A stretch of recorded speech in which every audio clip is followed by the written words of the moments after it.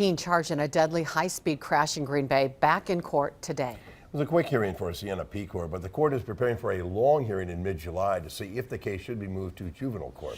Brittany Schmidt joins us now in studio with the first alert update. Brittany. Bill and Cammie, when it comes to juvenile cases in the state, this is usually the next step. Now that the judge has found probable cause to move forward with the charges against Pecore, her defense attorneys now have a chance to argue for it to be moved to juvenile court. Pecore was 15 years old at the time of the deadly crash on West Mason Street last November. She is facing multiple charges, including first-degree reckless homicide in the death of 17-year-old Cruz Beltran, her passenger. According to authorities, Pecore reached speeds of more than 100 miles per hour before losing control of the vehicle. Today, the Brown County judge set July 11th as the date for Pecore's reverse waiver hearing.